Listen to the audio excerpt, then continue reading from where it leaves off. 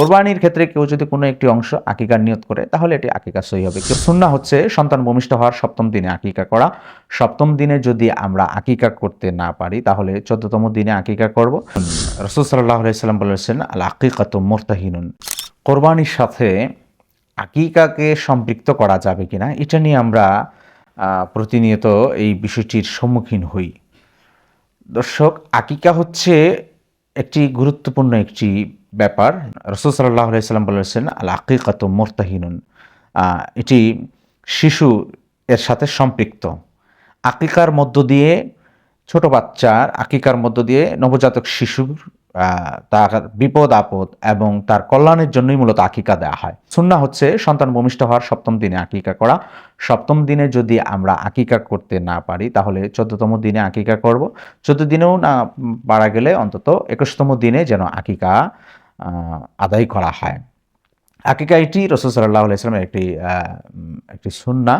হযরত হাসান এবং হুসাইন রাদিয়াল্লাহু তাআলা আনহুমার তরফ থেকে আকিকা করা হয়েছিল। রাসূল সাল্লাল্লাহু আলাইহি ওয়াসাল্লাম তিনি আকিকা করেছেন। এই আকিকা হচ্ছে নবজাতক শিশুর সাথে একেবারে সম্পৃক্ত, তার কল্যাণের জন্য আকিকা দেওয়া হয়। সুতরাং এই সময়টিতেই আকিকা দেওয়া উচিত।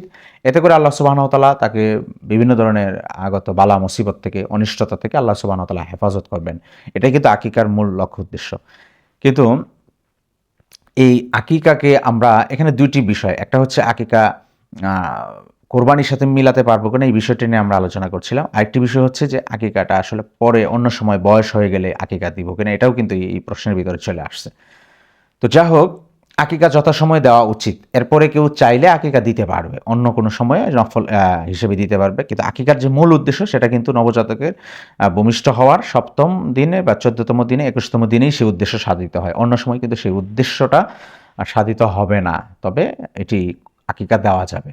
এখন কোরবানির সাথে সম্পৃক্ত করব কিনা, কোরবানির সাথে আকিকাকে যুক্ত করা, সম্পৃক্ত করা এটি বাধ্যতামূলক নয়, আবশ্যক নয়। কোরবানিকে কোরবানির জায়গায় রাখা উচিত, আকিকাকে আকিকার জায়গায় রাখা উচিত। এমনকি আকিকা পুরুষের ক্ষেত্রে ২টি ছাগল দিয়ে আকিকা করা এবং মেয়ে হলে তাহলে সেক্ষেত্রে ১টি ছাগল দিয়ে আকিকা করা, এটি হচ্ছে সুন্নাহসম্মত।